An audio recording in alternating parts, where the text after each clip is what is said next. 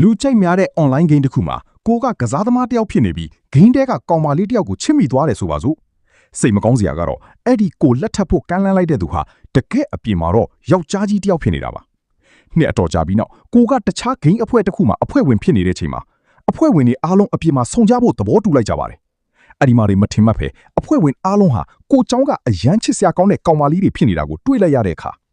ဇလန်းအစမှာတော့အမျိုးသမီးတယောက်ကလူငယ်သူရဲကောင်းတယောက်ကိုချစ်ခွင့်ပန်ပြီးလက်ထပ်ဖို့ပြောနေတဲ့ပုံရိပ်ကိုမြင်ရမှာပါအဲ့ဒီနောက်မှာတော့ရူဆန်းလို့ခေါ်တဲ့သူရဲကောင်းအာကိုရွှင်းနဲ့မတ်စတာတို့အဖွဲ့ဟာဒန်ဂျူးထဲမှာဘလူးတွေကိုတိုက်ခိုက်နေကြတယ်ဒါရီအားလုံးက RPG game တစ်ခုရဲ့အစိတ်ပိုင်းတွေဖြစ်ပြီးကျွန်တော်တို့ရဲ့အဓိကဇာတ်ကောင်ဟာသူ့အခန်းထဲမှာ game ကိုအသေးအတန်ဆော့နေတာပါနောက်တစ်နေ့မှာတော့အဓိကဇာတ်ကောင်ရဲ့အပြင်လောကပုံစံဖြစ်တဲ့နီရှီမာဟီဒီကီကိုမိတ်ဆက်ပေးလာပါတယ်သူဟာအန်နီမေနဲ့မန်ဂါတွေကိုအရန်ကြိုက်တဲ့အော်တာကူတယောက်ပါသူ့ရဲ့အတန်းပေါ်အာကာနီးကသူ့ကိုအော်တာကူဖြစ်ရမလားဆိုပြီးလောင်းပြောင်နေပါသေးတယ်ကျောင်းခန်းမထဲမှာကျောင်းသားကောင်းဆောင်ဂိုးရှိုးရဲ့မင့်ခွန်ကိုနားထောင်ပြီးတဲ့နောက်ညနေပိုင်းမှာတော့ဟီဒီကီဟာသူ့ရဲ့ game ကဘာဖြစ်တဲ့ Legends of H တဲကိုပြန်ဝင်သွားပါတယ်သူဟာ game ထဲမှာ Elliot လို့ခေါ်တဲ့ game အဖွဲ့ကိုတငယ်ချင်းတွေနဲ့အတူတီထောင်ထားသလို game တဲကသူ့ရဲ့ဇနီးတန်းဖြစ်တဲ့အာကိုနဲ့လည်းပျော်ရွှင်စွာဆော့ကစားနေပါတယ် game ထဲမှာတော့ you san တယောက်သူ့တငယ်ချင်းတွေနဲ့စကားပြောရင်းအချစ်ဝင်ခံတဲ့ကိစ္စတွေထိရောက်လာပါတယ်ရွှင်းကအပြင်လောကမှာတယောက်ယောက်ကနေအချစ်ဝင်ခံစာရခဲ့တဲ့အကြောင်းကြွားလိုက်တဲ့အခါအပြင်လောကကအချစ်ရေးတွေကိုမုန်းတီးတဲ့အာကိုတယောက်အောက်ကွဲသွားပါတော့တယ်အာကိုကယူဆန်တူမကိုဘာလို့အမြင်ငင်းနေတာလဲဆိုပြီးပြဿနာရှာတဲ့အပြင်အရင်ကယူဆန် game ထဲမှာခံခဲ့ရတဲ့အရှိတ်ရစရာကိစ္စကြီးကိုလည်းပြန်ဖော်ထုတ်လိုက်ပါတယ်အဲ့ဒါကတော့ယူဆန်တယောက် game ထဲကကောင်မလေးတယောက်ကိုချစ်ခွင့်ပန်ခဲ့ဘူးပြီးတကယ်အပြင်မှာတော့အဲ့ဒီလူကဦးလေးကြီးတယောက်ဖြစ်နေတာပဲအဲ့ဒီနောက်မှာတော့မာစတာကသူမကအပြင်လောကမှာလည်းအထက်တန်းကျောင်းသူတယောက်ဖြစ်တယ်လို့ပြောလိုက်တဲ့အခါအားလုံးကမယုံကြပါဘူးဒါကြောင့်သူတို့တစ်ဖွဲ့လုံးအပြင်မှာစုံကြဖို့ဆုံးဖြတ်လိုက်ကြပါတယ်ချိန်ထားတဲ့နေ့ကိုရောက်တဲ့အခါဟီဒီကီတယောက်တည်းစောင့်နေတော့မှအာကူရောက်လာပြီးသူ့လက်မောင်းကိုအတင်းတွဲလိုက်တာကြောင့်ဟီဒီကီတယောက်လန့်သွားပါတယ်မကြခင်မှာပဲကျောင်းမှာသူ့ကိုအမြဲလောင်နေတဲ့အာကာနီးရောက်လာပြီးသူမဟာဂိမ်းတဲကရှုံးဖြစ်ကြောင်းဝန်ခံလိုက်တဲ့အခါဟီဒီကီပါဆက်အဟောင်းသားဖြစ်သွားပါတယ်နောက်ဆုံးမှာတော့ကျောင်းသားကောင်းဆောင်ဂိုရှိုရောက်လာပြီးသူတို့အဖွဲ့ပြည့်သွားပါပြီကဖေးတစ်ခုမှသူတို့မိတ်ဆက်ကြတဲ့အခါမာစတာဟာကျောင်းသားဥက္ကဋ္ဌဂိုရှိုကာယူဖြစ်ပြီးရှုံးကတော့စီကာဝါအာကာနီးဖြစ်နေပါတယ်ကျွန်တော်တို့ရဲ့အာကိုလေးကတော့တာမာကီအာကိုပါပဲသူတို့အားလုံးဟာတကြောင်တဲသားတွေတည်းမကပဲတစ်နှစ်တည်းတက်နေတဲ့တငယ်ချင်းတွေဖြစ်နေတာကိုသိလိုက်တဲ့အခါမှာတော့သူတို့စကားဝိုင်းထဲမှာဟီဒေကီကအာကာနီကိုသူမစီချစ်ခွင့်ပန်ခဲ့တဲ့ကောင်လေးကိုဘာလို့ညှင်းလိုက်တာလဲလို့မေးခဲ့ပါတယ်အာကာနီကတော့သူမရဲ့ online လောကအေးချမ်းဖို့အတွက်လို့အကြောင်းပြခဲ့ပေမဲ့အာကိုကတော့အာကာနီကိုလည်းသူမလိုပဲဂိမ်းထဲမှာလက်ထပ်ပြီးအချိန်ဖြုံးဖို့အကြံပေးလိုက်ပါတယ်ဒီစကားကြောင့်ဟီဒေကီတယောက်အပြင်မှာပါတကယ့်ကိုချစ်စရာကောင်းတဲ့အာကိုနဲ့ဂိမ်းထဲမှာဇနီးမောင်နှံဖြစ်နေရတာကိုသတိထားမိပြီးရင်ခုန်သွားရပါတယ်အဲ့နောက်မှာတော့အဖွဲ့ကောင်းဆောင်ကာယိုကသူမရဲ့နောက်ခံအကြောင်းကိုပြောပြလာပါတယ်သူမရဲ့အဖေဟာကျောင်းရဲ့ဒါရိုက်တာတယောက်ဖြစ်ပြီးမိသားစုကလည်းအရန်ချမ်းသာပါတယ်ဒါပေမဲ့စီးကပ်အရန်ကြီးလွန်းတာကြောင့်အပြင်မှာတငယ်ချင်းထားဖို့ခွင့်မပြုခဲ့ပါဘူးဒါကြောင့်သူမဟာ online game ဆော့ဖို့ခွင့်တောင်းခဲ့ပြီးအခုလိုတငယ်ချင်းတွေနဲ့ဆုံတွေ့ခွင့်ရတာပါညနေဆောင်လို့အိမ်ပြန်ခါနီးမှာတော့ဟီတီကီကအားလုံးကိုယောက်ျားလေးတွေလိုထင်ခဲ့မိတဲ့အတွက်တောင်းပန်ခဲ့ပါတယ်အာကာနီကတော့ကျောင်းမှာလာပြီးရင်းနှီးပြရင်တော့လက်သီးစာမိမယ်လို့ချင်းချောက်လိုက်ပါသေးတယ်အိမ်ပြန်လမ်းမှာဟီဒီကီကအာကိုကိုဂိမ်းထဲမှာလက်ထပ်ခဲ့တာဟာသူမဘသူပဲဖြစ်ဖြစ်သဘောကျလို့ပါလို့ဝန်ခံလိုက်တဲ့အခါအာကိုလေးပျော်သွားပြီးဟီဒီကီကိုချစ်တယ်လို့ပြန်ပြောလိုက်တာကြောင့်ကျွန်တော်တို့ရဲ့မင်းသားကြီးတယောက်ရင်တုန်သွားရပြန်ပါတယ်ညဘက်ဂိမ်းပြန်ဆောတဲ့အခါရွှန်းကသူမရဲ့အပြင်ကပုံစံနဲ့တူအောင်ဂိမ်းထဲကရုပ်ထွက်ကိုပြောင်းလဲလိုက်ပါတယ်နောက်တနေ့ကျောင်းမှာတော့အာကာနီတယောက်ဟီဒီကီရှိမှဘလူနေရမလဲဆိုတာစိတ်ညစ်နေတော့မှာပဲအခြေအနေတွေကပိုဆိုးသွားပါတော့တယ်အာကိုဟာကျောင်းထဲကိုရောက်လာပြီးအပြင်လောကနဲ့ဂိမ်းလောကကိုလုံးဝမခွဲခြားနိုင်ပဲဟီဒီကီကိုလူပုံအလဲမှာရူဆန်လို့အော်ခေါ်လိုက်တဲ့အခါမှာတော့အာကိုကလူပုံအလဲမှာတင်ဟီဒီကီနဲ့သူမဟာဇနီးမောင်နှံတွေဖြစ်တယ်လို့အော်ပြောလိုက်တာကြောင့်တခန်းလုံးပွဲပွက်လောက်အောင်စူညံသွားပါတော့တယ်အာကာနေကသူမရဲ့ game ဆော့တဲ့လိဝက်ချက်ပေါက်ကြားမှာဆိုတာကြောင့်အာကိုကိုအပြင်ဆွဲထုတ်ဖို့ကြိုးစားပေမဲ့အာကိုကသူမကိုလည်းရှုံးလို့လူရှိမှအော်ခေါ်လိုက်ပြန်ပါတယ်ကျောင်းတင်ရောက်တဲ့အခါဟီဒီကီနဲ့အာကာနီတို့ကဂိမ်းထဲကနာမည်တွေနဲ့မခေါ်ဖို့တားမြစ်ခဲ့ပေမဲ့အာကိုကတော့ဂိမ်းနဲ့လက်တွေလောကကိုလုံးဝမခွဲခြားနိုင်နေပါဘူး။သူမကဟီဒီကီအတွက်ထမင်းချိန်တွေပြင်လာပြီးဇနီးတဲ့တယောက်လိုပြုမှုနေတာကြောင့်တငယ်ချင်းတွေဖြစ်တဲ့အာကာနီနဲ့ကယိုတို့ကဒီပြဿနာကိုဖြေရှင်းဖို့ဆုံးဖြတ်လိုက်ကြပါတယ်။အဖွဲ့ကောင်းဆောင်ကယိုကအာကိုတယောက်ဂိမ်းနဲ့အပြင်လောကကိုခွဲခြားတတ်လာအောင်ကျောင်းမှာ online game ကလပ်တစ်ခုကိုတည်ထောင်လိုက်ပါတယ်။အာကာနီကအစပိုင်းမှာမပါချင်ပေမဲ့ကလပ်ထဲကနောက်ဆုံးပေါ်ကွန်ပျူတာအလန်းစားကြီးတွေကိုတွေ့လိုက်ရတဲ့အခါမှာတော့ချက်ချင်းပဲအဖွဲ့ဝင်အဖြစ်ဝင်ရောက်သွားပါတော့တယ် အဲ့ဒီညမှာတော့ဟီဒီကီတယောက်တည်းဂိမ်းစော့နေတော့သူအရင်ကချစ်ခွင့်ပန်ပြီးအငင်းခံခဲ့ရတဲ့နတ်ဟိုင်းနဲ့မထင်မှတ်တဲ့ပြန်ဆုံခဲ့ပါတယ်သူတို့နှစ်ယောက်အတိတ်ကအကြောင်းတွေပြန်ပြောရင်ရင်းနှီးနေကြချိန်မှာပဲနောက်တစ်နေ့ကျောင်းမှာအာကိုကဟီဒီကီရဲ့အတန်းလေးကိုပြန်ရောက်လာပြီးလူတွေအားလုံးရှေ့မှာတင်သူ့ကိုရောင်ကြားရေးလို့ထပ်ပြီးအော်ခေါ်လိုက်တဲ့အခါမှာတော့အာကိုကလူရှိမှရောင်ကြားရေးလို့အော်ခေါ်လိုက်တာကြောင့်ဆီယာမကတော့သူတို့နှစ်ယောက်ကြိုက်နေကြတာလားဆိုပြီးလာမေးတဲ့အထိအခြေအနေကဆိုးသွားပါတယ်အဲ့ဒီနောက်ကလပ်ထဲရောက်တဲ့အခါအာကိုကဂိမ်းစော့တာအရန်ညံ့နေတာကိုတွေ့ရလို့ဟီဒီကီကဝစ်စုံရွေးတာကအစဂိမ်းကစားနည်းတွေကိုပါအသေးစိတ်သင်ပေးခဲ့ပါတယ်အိမ်ပြန်လမ်းမှာတော့အာကိုကသူမရဲ့မိဘတွေအိမ်မှာမရှိတတ်တာကြောင့်ပြင်းပြင်းရှိတာနဲ့ဂိမ်းတွေကိုပဲအချိန်ပြည့်စော့နေမိတဲ့အကြောင်းရင်ဖွင့်လာပါတယ်ဒါပေမဲ့သူတို့ကလပ်အတွက်အကြံပေးစရာတယောက်မရှိရင်ကလပ်အပိတ်ခံရမယ့်အခြေအနေနဲ့ရင်ဆိုင်နေရပါပြီဟီဒီကီယာဂိမ်းထဲမှာ net high နဲ့စကားပြောနေတာကိုအာကိုကတိသွားတဲ့အခါသူမကအယမ်းကိုဒေါသထွက်ပြီးတဝန်တိုသွားပါတော့တယ်ဟီဒီကီက net high ဆိုတာသူ့အရင်ကချစ်ခွင့်ပန်ခဲ့ဘူးတဲ့ဦးလေးကြီးပါလို့ရှင်းပြပေးမယ်လေဒေါသချောင်းချောင်းထွက်နေတဲ့အာကိုကတော့နားမဝင်တော့ပဲဂိမ်းထဲကနေထွက်သွားခဲ့ပါတယ်နောက်တနေ့မှာတော့အာကိုတယောက်ကြောင်းမတက်တော့ပဲဂိမ်းထဲမှာပဲအချိန်ကုန်နေပါတယ်သူမကဟီဒီကီကိုလက်စားချေတဲ့အနေနဲ့ဂိမ်းထဲကတခြားယောက်ျားလေးတယောက်နဲ့အပြင်မှာချင်းတွေးတော့မယ်လို့ကြေညာလိုက်ပါတယ်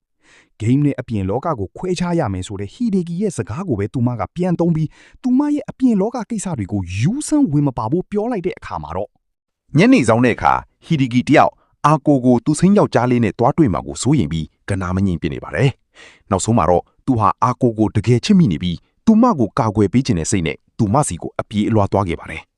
်အာကိုကိုတွေးတဲ့အခါမှာတော့သူကငါကနှစ်ယောက်ကြားပဲဘသူစိမ့်ထဲမှာပေးမတွေ့နိုင်ဘူးလို့ရေရဲဝုန်းဝင်ကြေညာလိုက်ပါတော့တယ်ဒါပေမဲ့အခြေအနေကလူတိုင်းထင်ထားသလိုမဟုတ်ခဲ့ပါဘူးအာကိုချင်းထားတဲ့သူဟာသူစိမ့်မဟုတ်ပဲသူတို့ရဲ့ဆရာမဆိုင်တူဖြစ်နေတာပါဆရာမကသူမဟာဂိမ်းထဲကနတ်ဟိုင်ဖြစ်ကြောင်းဝန်ခံလိုက်တဲ့အခါဟီဒီကီတယောက်စွန့်အံသွားရပါတယ်ဆရာမကဂိမ်းထဲမှာယောက်ျားလေးအယောင်ဆောင်ထားတာဟာအနှောက်အယှက်တွေကင်းဝေးဖို့အတွက်လို့ရှင်းပြခဲ့ပါတယ်အဲ့ဒီနောက်မှာတော့အဖွဲ့ခေါင်းဆောင်ကယိုရဲ့ဖိအားပေးမှုကြောင့်ဆီယာမစိုက်တိုဟာသူတို့ကလပ်ရဲ့အကြံပေးဆီယာမအဖြစ်တာဝန်ယူပေးခဲ့ရပါတယ်ဒါပေမဲ့စီးကမ်းချက်တစ်ခုကတော့အားလုံးကြောင်းတက်မှန်ရပါမယ်တစ်ဖက်မှာလည်းကယိုဟာဆီယာမရဲ့လှုပ်ဝက်ချက်တွေကိုတိထားတာကြောင့်ဆီယာမခမကလပ်ကိုဖျက်သိမ်းခွင့်မရှိပဲဆက်ပြီးခွင့်ပြုပေးနေရပါတယ်အောင်ကိုကတော့သူမမှာကန်ဆိုးတာတွေပဲရှိတယ်ဆိုပြီးစိတ်သက်ကြနေပါတယ်ဂိမ်းထဲမှာလည်းရှားပါပစ္စည်းတွေမရတာကြောင့်ဂိမ်းဆက်မစော့ချင်တော့ဘူးလို့ညီးတွားနေတော့မှာပဲဟီဒီကီကသူမကိုအပြင်မှာ ice cream သွားစားဖို့ခေါ်လိုက်တဲ့ခါမှာပဲအောင်ကိုလေးပြန်ပြီးပြုံးပျော်သွားပါတော့တယ်ဗျာနောက်တစ်နေ့ကျောင်းမှာတော့ဟီဒီကီကအာကာနီကိုနှုတ်ဆက်ဖို့ကြိုးစားပြီးမြဲသူမကတော့တကြောင်လုံးသူမဂိမ်းစော့တာတိသွားမှာဆိုလို့လူစိမ့်လိုပဲခက်စိမ့်စိမ့်ဆက်ဆံခဲ့ပါတယ်ဗျတစ်ဖက်မှာလည်းအာကိုတယောက်ဟီဒီကီနဲ့အရန်ရင်းနှီးပြနေတာကြောင့်အတန်းဖော်ရဲ့စနောက်မှုကိုခံနေရပြီးစိတ်အိုက်နေရပါတယ်ဗျဂိမ်းထဲမှာတော့ဟီဒီကီနဲ့အာကိုတို့နှစ်ယောက်တည်းဒိတ်လုံနေကြပါတယ်ဟိုတယ်တစ်ခုတည်းရောက်တဲ့ခါမှာတော့အာကိုကသူတို့ဟာလင်မယားတွေဖြစ်တာကြောင့်ပိုပြီးရင်းနှီးတဲ့စကားတွေပြောဖို့နဲ့သူမကိုဘာတွေလုပ်ပေးစီခြင်းလဲဆိုတာတတွတ်ပြောလာတာကြောင့်ကျွန်တော်တို့ရဲ့မင်းသားကြီးရူးဆန်းတယောက်လှန့်ပြီးဟိုတယ်ထဲကနေထွက်ပြေးခဲ့ရပါတယ်လမ်းမှာတော့ရူးဆန်းဟာတိုက်ခိုက်ခံနေရတဲ့စက်တဲ့လို့ခေါ်တဲ့အစ်စ်ကလေးတယောက်ကိုကူညီပေးခဲ့ပါတယ်ဒါကိုမြင်သွားတဲ့အာကိုကရူးဆန်းကိုဖောက်ပြန်နေတာလားဆိုပြီးတန်တရားဝင်ခဲ့ပေမဲ့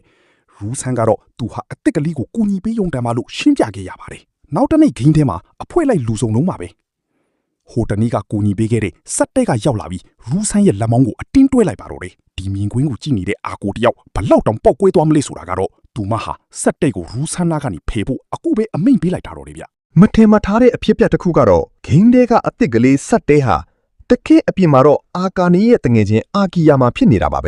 ဲဒီအချက်ကအားလုံးကိုအံ့အားသင့်စေခဲ့သလိုအာကာနီကတော့သူမရဲ့ရှုပ်ဝက်ချက်တွေပေါက်ကြားကုန်ပြီဆိုပြီးစိတ်တက်တွေကျသွားပါတော့တယ်အာကီယာမာကဟီဒီကီရဲ့လက်မောင်းကိုတွဲလိုက်တဲ့အခါမှာတော့အာကိုလေးတယောက်တကယ့်ကိုဝမ်းနဲ့ပေါက်ကွဲသွားပါတော့တယ်သူမကငိုယိုပြီးထွက်ပြေးသွားခဲ့သလိုအဲ့ဒီနေ့ကလေးကကြောင်းလဲမတက်တော့ပဲအဆက်အသွယ်တွေဖြတ်ပစ်လိုက်ပါတယ်ဟီဒီကီကသူမကိုဂိမ်းထဲမှာလိုက်ရှာတဲ့အခါမှာတော့အာကိုကသူမဟာအပြင်လောကကိုစိတ်မဝင်စားတော့ပဲဂိမ်းထဲမှာပဲထာဝရနေထိုင်သွားမယ်လို့ပြောလာပါတယ်ဟီဒီကီတယောက်စိတ်ပူပြီးအာကိုရဲ့အိမ်ထိလိုက်သွားခဲ့ပါတယ်ထူးဆန်းတာကအာကိုရဲ့အမေဟာဟီဒီကီကိုမြင်ချင်းမဲ့တမက်အလားရင်းရင်းနှီးနှီးကြိုဆိုခဲ့တာပါအမေဖြစ်သူကသူမတို့ဇနီးမောင်နှံကိုလှုပ်လက်လက်ပဲရှိပါစီဆိုပြီးအိမ်တော်ပါအပ်ခဲ့တယ်လို့အာကိုရဲ့အခန်းတော်ကိုပါပြီးပြီးအိမ်ပြင်ကိုထွက်သွားခဲ့ပါတယ်အခုတော့ဟီဒီကီတယောက်အာကိုရဲ့အခန်းတကားရှိကိုရောက်နေပါပြီသူမကအထဲကနေဝင်မလာဘူးတားနေပေမဲ့လေဟီဒီကီကတော့သူမကိုအပြင်လောကထဲပြန်ခေါ်လာဖို့အတွက်အခန်းထဲကိုဝင်ဖို့ဆုံးဖြတ်လိုက်ပါပြီတော့ဗျာဟီဒီကီတယောက်အာကိုအခန်းထဲကိုဝင်လိုက်တဲ့အခါသူမဟာအောက်ခံအင်ကြီးပဲဝတ်ထားတာကိုတွေ့လိုက်ရလို့နှစ်ယောက်သားလန့်ဖြန့်ပြီးတကားကိုပြန်ပိတ်လိုက်ရပါတယ် ခဏအကြာမှာပြန်ဝင်ဖို့ခေါ်လို့ဝင်သွားပြန်တော့လေအာကိုကစိတ်ပိုင်းဆိုင်ရာပြင်ဆင်နေတာဆိုပြီးဘာမှမဝတ်ဖဲစောင့်နေပြန်တာကြောင့်ကျွန်တော်တို့မင်းသားကြီးခမရအခန်းပြင်ကိုအချိန်ချင်းပြေးထွက်ခဲ့ရပါတယ်ဗျနောက်ဆုံးအခန်းထဲရောက်တဲ့အခါဟီဒီကီကကြောင်းပြန်တက်ဖို့နားချမဲ့အစားသူ့မားနဲ့အတူဂိမ်းပဲအပတ်တကုတ်စော့နေခဲ့ပါတယ်သူကတမင်တက်ငါလေးကြောင်းထွက်ပြီးနေနဲ့အတူဂိမ်းထဲမှာပဲနေတော့မယ်လို့ပြောလိုက်တဲ့အခါမှာအာကိုကကြောင်းထွက်လိုက်ရင်တငယ်ချင်းတွေနဲ့ဝေးကွာကိုမကိုစိုးရင်ပြီးသူမကိုယ်တိုင်ကြောင်းပြန်တက်ဖို့ဆုံးဖြတ်လိုက်ပါတော့တယ်ကြောင်းပြန်ရောက်တဲ့အခါအာကိုတယောက်အတန်းဖို့ရဲ့အမီးမြန်းကိုခံနေရတဲ့အချိန်မှာအာကီယာမာကဝင်ပြီးကူညီပေးခဲ့ပါတယ်အာကိုမာအတွက်သူ့ကိုအယမ်းစိတ်ပူပြီးတဲ့ရီးစားရှိတယ်လို့ကြီးညာလိုက်တာကြောင့်မိန်ကလေးတွေကြားမှာအာကိုတယောက်မျက်နှာပွင့်သွားခဲ့ရပါတယ်ဂိမ်းထဲမှာတော့အာကိုကသူမဟာရူးဆန်းကိုဘယ်တော့မှကောက်ဝင်းမှာမဟုတ်ဘူးလို့ကတိပေးခဲ့ပါတယ်ဟီဒီကီကလည်းသူ့မှာအပေါ်ထားတဲ့သူ့ရဲ့စစ်ရင်ကိုဝန်ခံခြင်းပေမဲ့ရှက်တာကြောင့်စကားတွေထပ်ကုန်ပြီးဂိမ်းထဲကနေအမြန်ထွက်သွားခဲ့ပါတယ်အလွဲလေးတွေကတော့ဆက်နေတော့မှာပဲဆီယာမဆိုင်တိုဟာစာတင်နေရင်းနဲ့ဟီကီကိုလူပုံအလဲမှာယူဆန်းလို့အမတ်တမဲ့အော်ခေါ်လိုက်မိလို့တတန်းလုံးအံ့ဩသွားခဲ့ရပါတယ်ဗျာတစ်ဖက်မှာလည်းအာကိုဟာအပြင်လောကမှာတငယ်ချင်းတွေနဲ့ဘလူနေထိုင်ရမလဲဆိုတာကိုမဂဇင်းတွေကြည့်ပြီးအသေးအတန်လေ့လာနေရပါတယ်ဗျာဒါပေမဲ့အကြီးမားဆုံးအခက်ခဲကတော့အနားကိုရောက်လာပါပြီအဲ့ဒါကတော့အားလုံးကြောက်တဲ့အတန်းတင်စာမေးပွဲကြီးပါပဲအာကိုဟာចောင်းစာမှာအရညံ့တာကြောင့်စာမေးပွဲကြရင်နွေရာသီចောင်းပိတ်ရက်မှာ game ဆော့ခွင့်ရမှာမဟုတ်ပါဘူးဒါကြောင့်တငယ်ချင်းတွေအားလုံးဟာ game ထဲမှာတင်အာကိုကိုတင်ချာနဲ့တမိုင်းဘာသာရက်တွေကိုဝိုင်းပြီးကျူရှင်တင်ပေးခဲ့ကြပါတယ်အားလုံးရဲ့ကြိုးစားမှုကြောင့်အာကိုတယောက်စာမေးပွဲအောင်မြင်သွားခဲ့ပါတယ်ဒါကိုအခွင့်ကောင်းယူပြီးဟီကီဟာအာကိုကိုအပြင်လောကမှာတကယ်တမ်းချစ်ခွင့်ပန်ဖို့အတွက်တငယ်ချင်းတွေနဲ့အတူကမ်းခြေကိုကမ်းပင်ထွက်ဖို့အစီအစဉ်ဆွဲလိုက်တော့ပါတော့တယ်အိမ်ပြန်လမ်းမှာဟီဒီကီဟာအာကိုနားမှာလှန်လန်းပြီးသူမကိုတကယ်တမ်းချစ်ခွင့်ပန်နိုင်မှာမလားသူတို့ရဲ့ပထမဆုံးအပြင်လောကကလပ်ခီးစဉ်မှာဘလို့အလွဲတွေထပ်ဖြစ်အောင်မလဲဆိုတာကတော့တကယ်ကိုရင်ခုန်စရာပါပဲဗျာဟီဒီကီတယောက်တတိတွေမွေးပြီးပန်းချန်ထဲမှာအာကိုကိုငါရီးစားဖြစ်ပေးပါလို့ချစ်ခွင့်ပန်လိုက်ပေမဲ့ထင်မှတ်မထားပဲအငင်းခံလိုက်ရပါတယ်ဗျာအကြောင်းရင်းကတော့အာကိုကသူမကိုသူမဟီဒီကီရဲ့ဇနီးလို့သတ်မှတ်ထားတာကြောင့်ရီးစားအဆင့်ကိုဆင်းပေးတာဟာသူမအတွက်တော့ယာဒူးကျသွားတယ်လို့ခံစားရလို့ပါတယ်ဗျာနွေရာသီကမ်ပိန်းခရီးစဉ်ရောက်တဲ့အခါမှာတော့အဖွဲ့ခေါင်းဆောင်ကယိုကအာကိုတယောက်ဂိမ်းထဲမှာပဲအချိန်ကုန်မနေအောင်24နာရီအတွင်းအင်တာနက်လုံးဝမသုံးရဘူးလို့အမိန့်ထုတ်လိုက်ပါတယ်ဒါဟာအာကိုကိုလက်တွေ့လောကရဲ့အလှတရားတွေကိုပိုပြီးခန်းစားတက်လာအောင်စီစဉ်ထားတဲ့စီမံကိန်းတစ်ခုပဲဖြစ်ပါတယ်ဗျာသူတို့ရောက်သွားတဲ့နေရာကတော့ကယိုတို့မိသားစုပိုင်နဲ့တကယ့်ဇင်ခံဆန်အိမ်ကြီးဖြစ်နေတာကြောင့်အားလုံးအံ့ဩသွားကြပါတယ်အဲ့ဒီမှာအာကိုတယောက်ရေကူးဝစ်စုံလေးနဲ့ထွက်လာတဲ့အခါဟီဒီကီဟာသူမရဲ့အလှမှာငေးမောသွားရပါတယ်ရေကူးရင်ပျော်ရွှင်နေကြပေမဲ့ဆီယာမဆိုင်တိုကတော့အဖွဲလိုက်စူးစူးစီးစီးကစားဖို့ကိုပဲတတူးဝတ်တို့ဆုံးဝနေခဲ့ပါတယ်ဗျာတစ်ဖက်မှာလည်းဟီဒီကီဟာရေချိုးခန်းထဲမှာတယောက်တည်းစဉ်းစားခန်းဝင်နေပါတယ်သူဟာအာကိုရဲ့အပေါ်မှာအပြင်လောကမှာပါပူပြီးတာဝန်ယူနိုင်တဲ့ယောက်ျားတစ်ယောက်ဖြစ်အောင်ဘလို့ဒီကြိုးစားရမလဲဆိုတာကိုတွေးတောရင်းနဲ့ပဲအလွဲလေးတွေကရေချိုးကန်တဲ့အထိပါလာခဲ့ပါတယ်ဟီဒီကီရေချိုးနေတော့အာကိုကရုတ်တရက်ကြီးတပတ်တထဲထဲနဲ့ဝင်လာတာကြောင့်နှစ်ယောက်သားမျက်နှာချင်းဆိုင်တိုးမိပြီးကြောင်သွားကြပါသေးတယ်ညဘက်မှာတော့ကမ်းခြေမှာဘာဘီကျူးလုပ်စားရင်မီရှူမီပန်းတွေလွတ်ခဲ့ကြပါတယ်ဒီလိုလှပတဲ့အချိန်လေးမှာပဲဟီဒီကီကအာကိုကိုတကယ်ချစ်တဲ့အကြောင်းဖွင့်ပြောလိုက်ပါတယ်အာကိုကလည်းပြန်ချစ်တယ်လို့ပြောခဲ့ပေမဲ့သူမကတော့အပြင်လောကနဲ့ဂိမ်းကိုခွဲမရသေးပဲသူတို့ဟာလက်ရှိမှာလဲလင်မယားတို့တွေပဲဆက်ပြီးယုံကြည်နေတော့မှာပဲနောက်တနေ့မှာတော့ကယိုကသူတို့ကို Los Angeles ပုံစံပြင်ဆင်ထားတဲ့ဇိမ်ကန်ဟိုတယ်ကြီးစီခေါ်သွားပါတယ်ထူးခြားတာကအဲ့ဒီဟိုတယ်ထဲမှာဂိမ်းတဲကပစ္စည်းတွေကိုအပြင်လောကငွေချင်းနဲ့ဝယ်ယူလို့ရအောင်စီစဉ်ပေးထားတာပါအားလုံးပဲပျော်ပျော်ပါးပါးနဲ့ဂိမ်းပစ္စည်းတွေဝယ်ရင်ဟိုတယ်ကန်းထဲမှာဂိမ်းပြန်ဆော့ဖို့ပြင်လိုက်ကြပါတယ်ဒါပေမဲ့မထင်မှတ်ထားတဲ့ B&D ရဲ့တခုရောက်လာခဲ့ပါတယ်ဟီဒီကီတယောက်ဂိမ်းဆော့နေတော့ရုတ်တရက်ကြီးဂိမ်းတဲကနေကန်ထုတ်ခံလိုက်ရပြီးပြန်ဝင်ဖို့စ조사တဲ့အခါမှာတော့ password မှားနေတယ်လို့ပြနေပါတယ်သူ့ရဲ့အကောင့်ကိုတယောက်ကဟက်သွားပြီဆိုတာသိလိုက်ရတဲ့အခါဟီဒီကီဟာအရန်ကိုထိတ်လန့်သွားပြီးအာကိုစီကိုအပြေးလွှားသွားခဲ့ပါတော့တယ်ဗျဟီဒီကီရဲ့အကောင့်ကိုဟက်သွားတဲ့သူဟာအာကိုစီကနေဓာတ်ပုံလေးတောင်းပြီးလိန်ညာဖို့စ조사ခဲ့ပါသေးတယ်တော်သေးတာကအာကိုကဒါဟာသူမရဲ့ရောင်ကြားအစ်စ်မဟုတ်ဘူးဆိုတာကိုရိပ်မိပြီးငင်းလွတ်ခဲ့တာပါအပြင်လောကမှာတော့အာကိုတယောက်သူမရဲ့ဂိမ်းထဲကရောင်ကြားလေးပျောက်ဆုံးသွားပြီဆိုပြီးအရန်ကိုစိတ်မကောင်းဖြစ်နေရှာပါတယ်ဗျာဟီဒီကီရဲ့ဇက်ကောင်ရူဆန်ဟာပစ္စည်းတွေအကုန်ဖျက်ဆီးခံလိုက်ရပြီမယ်တငယ်ချင်းတွေရဲ့ကူညီမှုနဲ့အတူပစ္စည်းအဟောင်းတွေကိုလိုက်လံစုဆောင်းခဲ့ပါတယ်အဖွဲ့ခေါင်းဆောင်ကယူကလည်းအပြစ်မကင်းတယ်လို့ခံစားရတာကြောင့်ဈေးကြီးပေးဝယ်ရတဲ့ပစ္စည်းတွေကိုသူမရဲ့ပိုက်ဆံတွေပဲပြန်ဝယ်ပေးခဲ့ပါတယ်သူတို့ရဲ့မင်္ဂလာလက်စွပ်လေးကိုပါပြန်ရခဲ့တဲ့အခါမှာတော့အာကိုလေးပြန်ပြီးပြုံးနိုင်သွားပါပြီဗျာဒါပေမဲ့ဒီအတိုင်းတော့လက်လျှော့မှာမဟုတ်ပါဘူးဟက်ကာဟာသူ့ရဲ့ဟက်ထားတဲ့ပစ္စည်းတွေကို block တစ်ခုမှကြွားဝါနေတာကိုတွေးလိုက်တဲ့အခါဟီဒီကီကသူ့ကိုဖမ်းဖို့အတွက်စီမံကိန်းတစ်ခုကိုစတင်လိုက်ပါတယ် ကယူအာဂါနီနဲ့ဟီဒီကီတို့၃ယောက်သာအပြင်းအထန်စူးစမ်းနေတော့မှာပဲအာကိုကဟီဒီကီရဲ့အိမ်ကိုရုတ်တရက်ရောက်လာပါတော့တယ်ဗျာဟီဒီကီရဲ့စီမံကိန်းကတကယ့်ကိုအလုပ်ဖြစ်သွားခဲ့ပါတယ်သူ့ရဲ့ blog မှာတမင်တကာထောင်ထားတဲ့ငါးစာကိုဟက်ကာကအငမ်းမရဟပ်လိုက်ပြီးဂိမ်းရဲ့စီးကန်းကိုဖောက်ဖျက်ပြီးအပြင်လောကငွေကြေးနဲ့ဝယ်ယူဖို့ကြိုးစားခဲ့ပါတယ်ဒါကိုစောင့်ကြည့်နေတဲ့ game admin တွေကလက်ပူးလက်ချက်ဖမ်းမိသွားပြီးဟက်ကာကိုတရားဥပဒေရအရေးယူဖို့ထိစီစဉ်လိုက်ပါတော့တယ်ဗျာဟီဒီကီကတော့ငါဇနီးကိုငိုအောင်လုပ်တဲ့သူကိုဘယ်တော့မှခွင့်မလွတ်ဘူးဆိုပြီးယောက်ျားပြီးလက်စားချီနိုင်ခဲ့တာပါအခုတော့သူ့ရဲ့ဇက်ကောင်ရူးဆန်းကိုပြန်ရခဲ့ပြီဖြစ်တယ်လို့အာကိုလေးလည်းသူမရဲ့ game တွေကယောက်ျားလေးကိုပြန်ရလို့ပျော်မဆုံးဖြစ်နေရှာပါတယ်ဗျာအောင်ပွဲအပြီးမှာတော့မိန်းကလေးတစ်သိက်ကယူရဲ့အလွန်ကြီးမားတဲ့စံအိမ်ကြီးမှာညအိပ်ပွဲလုပ်ကြခဲ့ပါတယ်အဲ့ဒီမှာအာကိုနဲ့အာကီယာမတို့ဟာစံအိမ်ကြီးတဲ့ရှောက်သွားရင်ကယူရဲ့ငယ်ဘွားဓာတ်ပုံအယ်ဘမ်ကိုမတော်တဆတွေ့သွားတဲ့အခါအိမ်တော်ထီမိန်းကလေးတွေရဲ့လိုက်ဖမ်းမှုကိုခံလိုက်ရလို့အထီးဆန်းထွက်ပြေးခဲ့ရပါသေးတယ်ဆိုင်ကြီးထဲမှာပြေးလွှားရင်လမ်းပြောက်သွားတဲ့အာကိုနဲ့အာကီယာမတို့ဟာကြောက်ကြောက်လန့်လန့်နဲ့ဘုံနေရင်ကနဲ့တငယ်ချင်းတွေဖြစ်သွားခဲ့ကြပါတယ်ဗျဒါဟာအာကိုအတွက်တော့ game လောကပြင်ပမှာပထမဆုံးရရှိခဲ့တဲ့တငယ်ချင်းစစ်တယောက်ပဲဖြစ်ပါတယ်ဗျညစာစားပြီးတဲ့နောက်တငယ်ချင်းတစ်သိက်ရေပူစမ်းမှာအတူတူရေချိုးခဲ့ကြပါတယ်အဲ့ဒီမှာအာကိုကသူမရဲ့ကိုလုံးကိုပေါက်ကိုဟီဒီကီသဘောကျရဲ့လားဆိုတာသိချင်လို့ဗီဒီယိုကောခေါ်ဖို့ထိစူးစမ်းခဲ့တာကြောင့်ကြံတဲ့ main ကလေးတွေမှာအသေးအတန်ဝိုင်းတားခဲ့ရပါသေးတယ်ဗျဒီအဖြစ်အပျက်ကဟီဒီကီဘေးမှာမရှိရင်အာကိုတယောက်ဘလောက်ထိထိမ့်မနိုင်သိမ့်မရဖြစ်တယ်လဲဆိုတာကိုအားလုံးသိသွားစေခဲ့ပါတယ်ညဘက်အိယာဝင်ချိန်မှာတော့သူတို့အားလုံး online ပေါ်တက်ပြီးတော့ဟီဒီကီနဲ့စကားပြောခဲ့ကြပါတယ်ဟီဒီကီကအာကိုကိုကြောင်းပြန်တက်တဲ့အခါမှာငါတို့ဟာလင်မယားတွေပါလို့လူပုံအလိမ့်မှာအိုမပြောဘူးနဲ့တာမန်ချစ်သူတွေလိုပဲဖြည်းဖြည်းချင်းရှေ့ဆက်သွားဖို့နားချခဲ့ပါတယ်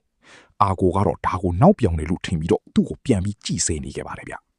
နောက်ဆုံးမှာတော့သူတို့အားလုံးကြောင်းပြန်တက်ကြပြီးတော့တငယ်ချင်းတွေရဲ့ဆနောက်မှုတွေကြားထဲမှာပဲပျော်ရွှင်စရာကောင်းတဲ့ကြောင်းသားဘဝကိုပိုင်ဆိုင်သွားပါတော့တယ်။ online လောကကနေစတင်ခဲ့တဲ့ဒီအချစ်ဆက်လန်းလေးကတော့လက်တွေ့လောကမှာလည်းနှွေးထွေးတဲ့တန်ရိုးစင်တွေနဲ့အတူဆက်လက်ရှင်သန်နေဦးမှာပဲဗျ။ အာကာနေဟာတာမန်မိန်းကလေးတယောက်လိုဘလို့ပြန်နေထိုင်ရမလဲဆိုတာကိုဟီဒီကီစီမှာအကြံဉာဏ်တောင်းနေပါတယ်။ဂိမ်းထဲမှာပဲအချိန်အကြာကြီးနေခဲ့တာကြောင့်အပြင်လောကကအမှုကျင့်တွေကိုသူမှမိတ်နေခဲ့လို့ပါပဲ။တစ်ဖက်မှာလည်းအာကိုကတော့ចောင်းပွင့်ရက်ကိုမေ့ပြီးအိမ်မှာဂိမ်းစော့ဖို့ပဲပြင်နေတာကြောင့်ចောင်းကိုနောက်ကျမှရောက်လာခဲ့ပါတယ်ဗျ။ចောင်းပွဲတော်နီးလာတဲ့အခါမှာတော့သူတို့ရဲ့ဂိမ်းကလပ်အနေနဲ့တခုခုပြသနိုင်မှုလိုအပ်လာပါတယ်။ဒါကြောင့်အဖွဲ့ခေါင်းဆောင်ကယိုကဂိမ်းထဲကကာဆယ်ဝေါ်လို့ခေါ်တဲ့ရဲတိုက်သိမ်းတိုက်ပွဲမှာအနိုင်ယူပြီးចောင်းရဲ့အမှတ်တနာကိုရဲတိုက်ပေါ်မှာလွှင့်ထူဖို့စီမံချင်းချလိုက်တော့တာပဲ။ဒါပေမဲ့လက်တွေ့မှာတော့မလွယ်ကူပါဘူး။ပထမဆုံးတိုက်ပွဲမှာရဲတိုက်တတိုင်းကိုတော့မဖောက်နိုင်ပဲအခက်တွေ့နေချိန်မှာဆီယာမစိုက်တိုရဲ့အင်အားတောင့်တင်းတဲ့အဖွဲ့ကြီးရောက်လာပြီးပထမရဲတိုက်ကိုကူညီသိမ်းပိုက်ပေးခဲ့ပါတယ်။ဒါပေမဲ့ဒုတိယရဲတိုက်မှာတော့သူတို့ထပ်ပိုအစွမ်းထက်တဲ့အဖွဲ့တွေနဲ့တို့ပြီးပြန်လည်ဆုတ်ခွာခဲ့ရပါတယ်။ ကျောင်းပွဲတော်မှာအာကိုတို့အတန်းကမိတ်ကဖေးလုပ်ဖို့ဆုံးဖြတ်လိုက်ပြီးအာကိုကိုခေါင်းဆောင်ထိရွေးချယ်လိုက်တာကြောင့်သူမတယောက်အလုပ်တွေရှုပ်ပြီးစိုးရင်စိတ်တွေများနေခဲ့ပါတယ်။ဒါပေမဲ့တငယ်ချင်းတွေဖြစ်တဲ့အာကာနီးနဲ့ကယိုတို့ကဝစ်စုံတွေကစအကုန်ကူညီပေးမယ်လို့ကတိပေးလိုက်တဲ့ခါမှာပဲအာကိုလေးပြန်ပြီးစိတ်အေးသွားခဲ့ရတာပါဗျာ။တစ်ဖက်မှာလည်းရဲတိုက်သိမ်းတိုက်ပွဲအတွက်ကယိုက Wallerstein လို့ခေါ်တဲ့အစစ်မြင့်ကြီးစားအဖွဲ့ကြီးကိုအကူအညီတောင်းပြီးမဟာမိတ်ဖွဲ့ပါတယ်။သူတို့အဖွဲ့ဟာတကယ့်ကိုအစွမ်းထက်ပြီးအစစ်မြင့်ပစ္စည်းကိရိယာတွေတက်ဆင်ထားတာကြောင့်ရဲတိုက်ကိုအလွယ်တကူပဲသိမ်းပိုင်နိုင်ခဲ့တယ်ဗျ။ဒါပေမဲ့အောင်ပွဲခံဖို့ပြင်နေတော့မှပဲမထင်မှတ်ထားတဲ့သစ္စာဖောက်မှုကြီးဖြစ်လာခဲ့ပါတယ်။ Wallerstein အဖွဲ့ဟာနောက်ဆုံးမိနစ်မှာမဟာမိတ်စာချုပ်ကိုဖောက်ဖျက်ပြီးဟီဒီကီတို့အဖွဲ့ကိုဂိမ်းထဲမှာပြတ်တက်ဖြက်ကရဲတိုက်ကိုသူတို့ဘာသာသိမ်းပိုက်သွားပါတော့တယ်။သစ္စာဖောက်ခံလိုက်ရပေမဲ့အာကာနေကတော့စိတ်တက်မကြပဲပို့ပြီးတက်ကြွနေပါတယ်။သူတစ်ပါးရဲ့အကူအညီနဲ့ရတဲ့အောင်ပွဲတဲ့မိမိတို့ဘာသာစူးစမ်းပြီးရတဲ့ရလက်ကသာပို့ပြီးတန်ဖိုးရှိတယ်ဆိုတာကိုသူမှသိသွားလို့ပါပဲ။အာကိုလည်းသူမရဲ့အားနည်းချက်တွေအတွက်ဟီဒီကီကိုတောင်းပန်နေရှာပါတယ်။ဒါပေမဲ့ဟီဒီကီကတော့သူမကိုချီးကျူးလိုက်ပါတယ်။အရင်ကဆိုရင်အခက်ခဲတွေနဲ့တွေ့ရင်ထွက်ပြေးတတ်တဲ့အာကိုဟာအခုတော့ရင်ဆိုင်တက်လာပြီမို့လို့ပါပဲ။သူမကိုနောက်တစ်ပတ်မှာရေးတိုက်ပြန်သိမ်းဖို့အတွက်ခွန်အားတွေပေးလိုက်ပါတယ်ဗျ။တစ်ဖက်မှာလည်းအဖွဲ့ခေါင်းဆောင်ကယိုကဟီဒီကီကိုတငယ်ချင်းတွေလိုပဲနာမည်တဲ့ခေါ်ဖို့ခွင့်ပြုလိုက်ပါတယ်။ဘယ်ယောက်ျားလေးမှသူမနာမည်ကိုမခေါ်ဘူးတာကြောင့်ကယိုတယောက်ရှက်သွေးဖြာပြီးပျော်နေရှာပါတယ်ဗျ။တိုက်ပွဲအတွက်လည်းလိုအပ်တဲ့ပစ္စည်းတွေကိုသူမရဲ့ကိုယ်ပိုင်ငွေတွေနဲ့အကုန်ကြခံပြီးအကောင်းဆုံးပြင်ဆင်ပေးထားပါတယ်ဗျ။ကျောင်းမှာတော့အာကိုအာကာနီးနဲ့အာကီယာမာတို့ဟာအရန်ကိုဆွဲဆောင်မှုရှိတဲ့မိတ်ဝတ်စုံလေးတွေနဲ့ဟီဒီကီကိုစီးကြိုခဲ့ကြပါတယ်။ဒါပေမဲ့ဝတ်စုံပဲရှိပြီးကြံတဲ့အလုပ်တွေဘာမှမပြီးသေးတာကြောင့်ဟီဒီကီဟာအတန်းဘော်ဒီစီမှာအာကိုအတွက်အကူအညီတောင်းပေးခဲ့ပါတယ်။ဂိမ်းထဲမှာလိုပဲလက်တွေ့လောကမှာလည်းတယောက်နဲ့တယောက်အပြင်းလန်ကူညီတတ်ဖို့အာကိုကိုတင်ပေးနေကြတာပါပဲ။တခါတလေမှာသူတစ်ပါးကိုအကူအညီတောင်းတာဟာအားနေတာမဟုတ်ပဲ အောင်မြင်မှုအတွက်နီလန်းကောင်းတစ်ခုဆိုတာကိုဟီရီကီစီကနေအာကိုကိုတင်ယူလိုက်ပါတော့တယ်ဒီသင်ခန်းစာကိုအသုံးချပြီးသူမဟာတစ္ဆာဖောက်ကြီးစားအဖွဲ့ကိုလက်စားချေဖို့အတွက်အင်အားကြီးတဲ့မဟာမိတ်ကလန်တွေနဲ့ပူးပေါင်းဖို့စီမံချင်းချလိုက်ပါတော့တယ်အာကိုဟာအမှောင်မော်စရာအဖွဲ့ခေါင်းဆောင်အပါအဝင်တခြားကလန်တွေကိုပါစီးယုံနိုင်ခဲ့ပြီးအဖွဲ့၃ဖွဲ့ပူးပေါင်းကအပြင်းအထန်လေ့ကျင့်ခဲ့ကြပါတယ်။ကျောင်းပွဲတော်နဲ့ရောက်လာတဲ့အခါမှာတော့တစ်ဖက်မှာပွဲတော်အတွက်ပြင်ဆင်နေကြသလိုဂိမ်းကလပ်ထဲမှာလည်းရဲတိုက်သိမ်းတိုက်ပွဲကြီးကိုအားသွန်းခွန်ဆိုင်ဆင်နွှဲနေကြပါပြီ။အဖွဲ့ခေါင်းဆောင်ကယိုးရဲ့အားတတရိုးမိတ်ကုန်းနဲ့အတူတိုက်ပွဲကိုစတင်လိုက်ပါတယ်။တိုက်ပွဲကပြင်းထန်လွန်းပြီးရဲတိုက်တရန်ကိုဖောက်ဖို့ခက်ခဲနေပေမဲ့ဆီယာမစိုက်တိုးရဲ့အဖွဲ့ကလူသားလက်နက်ကြီးတွေနဲ့ရဲတိုက်တကားကိုဒုံးကြီးလိုဖြက်စီးပြစ်ခတ်ချတဲ့အခါမှာတော့ဟီဒီကီတို့အဖွဲ့အတွက်လမ်းပွင့်သွားပါပြီ။အခုတော့သူတို့တွေရဲတိုက်ထဲကိုအောင်မြင်ချီးနှင်းဝင်ရောက်နိုင်ခဲ့ပါပြီ။ဒါပေမဲ့တိုက်ပွဲကမပြီးသေးပါဘူး။ပွဲပြီးဖို့မိနစ်20ပဲလိုတော့တဲ့အချိန်မှာရန်သူကလန်တွေကရဲတိုက်ကိုပြန်သိမ်းဖို့အလုံးအရနဲ့ခြိတက်လာပါတော့တယ်။ကယူးရဲ့ပြင်းထန်လာတဲ့အစီရင်ခံစာမှော်တက်တွေကြောင့်ရန်သူအမျိုးများကိုတစ်ချက်ထင်းနဲ့အပြတ်ရှင်းနိုင်ခဲ့ပေမဲ့နောက်ဆုံး10မိနစ်မှာတော့အစိုးဆုံးရန်သူဖြစ်တဲ့ကြီးစားအဖွဲ့ကြီးရောက်လာပါပြီ။သူတို့ရဲ့အင်အားကတကယ့်ကိုကြီးမားလုံးတာကြောင့်အာကာနီတို့အဖွဲ့လေအလေးချရှုံးနိမ့်ခဲ့ရပါတယ်။ပွဲပြီးဖို့2မိနစ်ပဲလိုတော့တဲ့အချိန်မှာတော့ကြီးစားအဖွဲ့ဟာဟီဒီကီတယောက်ထဲကျန်နေတဲ့ပလင်တကောင်းဝါကိုဝိုင်းထားလိုက်ကြပါတယ်။အဲ့ဒီအချိန်မှာအာကီယာမာဟာသူမရဲ့အသက်ကိုပေးဆက်ပြီးရန်သူတွေရဲ့တိုက်ခိုက်မှုအားလုံးကိုသူမစီရောက်လာအောင်လမ်းလွှဲပေးခဲ့ပါတယ်။သူမရဲ့ပေးဆက်မှုကြောင့်ကျန်တဲ့မဟာမိတ်တွေဟာကြီးစားအဖွဲ့သားတွေကိုအကုန်ရှင်းပြနိုင်ခဲ့ပြီးနောက်ဆုံးမှာတော့သူတို့ခေါင်းဆောင်နဲ့တန့်ခွဲကြမှာတော့လေ။ပွဲပြီးဖို့1မိနစ်ပဲအလိုကြီးစားခေါင်းဆောင်ဟာကယူးစီကိုအပြင်းထန်ထိုးစစ်ဆင်ခဲ့ပေမဲ့ကယူးရဲ့ကြိုတင်ပြင်ဆင်ထားတဲ့စီးဘလူးတွေနဲ့အာကူရဲ့အချိန်ကိုက်ဝင်ရောက်ကာကွယ်ပေးမှုတွေကြောင့်သူတို့ရဲ့ရဲတိုက်ကိုနောက်ဆုံးစက္ကန့်ထိအောင်မြင်ကာကွယ်နိုင်ပါပြီဗျစက္ကန့်တွေဟာတုံညကိုရောက်သွားတဲ့အချိန်မှာတော့ရန်သူတွေဟာရဲတိုက်ကိုမသိမ်းနိုင်ခဲ့ပဲဟီဒီကီတို့အဖွဲ့ကအောင်ပွဲခံနိုင်ခဲ့ပါတယ်ဗျကြီးစားခေါင်းဆောင်ဘတ်ကတောင်ကယိုရဲ့တငယ်ချင်းတွေအပေါ်ထားတဲ့စိတ်ဓာတ်ကိုအတိမတ်ပြုတ်ပြီးစုတ်ခွာသွားခဲ့ပါပြီနောက်ဆုံးမှာတော့ကျောင်းပွဲတော်နေ့ကိုရောက်ရှိလာခဲ့ပါတယ်ဂိမ်းကလပ်အခန်းမှာရဲတိုက်သိမ်းတိုက်ပွဲရဲ့အောင်မြင်မှုကိုဂုဏ်ယူစွာပြသနေတယ်လို့တစ်ဖက်ကမိတ်ကက်ဖေးမှာလည်းအာကိုလေးဟာသူမရဲ့အစွမ်းကုန်စူးစမ်းပြီးအိတ်ခံနေပါတယ်ဟီဒီကီကိုကြိုးစိုးပါတယ်မာစတာလို့နှုတ်ဆက်လိုက်တဲ့သူမရဲ့အပြုံးလေးဟာဟီဒီကီအတွက်တော့အလုတ်ရှင်နဲ့အလုတ်သမားထပ်ပို့တဲ့ဇနီးတစ်ယောက်ရဲ့နှွေးထွေးမှုမျိုးပေးစွန်းနေခဲ့ပါတယ်ဗျပွဲတော်အပြီးလူရှင်းသွားတဲ့အချိန်မှာဟီဒီကီနဲ့အာကိုတို့နှစ်ယောက်ထဲကျန်ရခဲ့ပါတယ်ပင်ပန်းသွားတဲ့အာကိုကိုဟီဒီကီကစုတစ်ခုပေးမယ်လို့ပြောလိုက်တဲ့အခါထုံးစံတိုင်းအာကိုကနားလည်မှုလွဲပြီးအနမ်းတစ်ခုတောင်းလိုက်ပါတော့တယ်နှစ်ယောက်သားနီးကပ်သွားတဲ့အချိန်မှာပဲသူငယ်ချင်းတွေနဲ့ဆရာမကဝုန်းငင်းဝင်လာပြီးကျောင်းမှာအချစ်ခန်းတွေမလုပ်ဖို့တားဆီးလိုက်တာကြောင့်ရိုမန်တစ်ဆန်ဆန်အခန်းလေးကတော့ရေစရာအဖြစ်နဲ့ပဲပြီးဆုံးသွားခဲ့ရပါတယ်ဗျဂိမ်းနဲ့လက်တွေ့လောကကိုမခွဲခြားနိုင်သေးတဲ့အာကိုနဲ့သူမကိုအမြဲဂရုစိုက်ပေးမဲ့ဟီဒီကီသူတို့ရဲ့ချစ်စရာကောင်းတဲ့ဇလန်းလေးကတော့ဒီမှာပင်ပြီးဆုံးသွားပါပြီကြည့်ရှုပေးကြတဲ့ပရိသတ်ကြီးလေးသဘောကျမယ်လို့မျှော်လင့်ပါတယ်ဗျနောက်ထပ်ဘလူးချားကားတွေကို recap လုပ်ပြီးကြည့်လဲဆိုတာ comment မှာရေးခဲ့ပေးအောင်နော်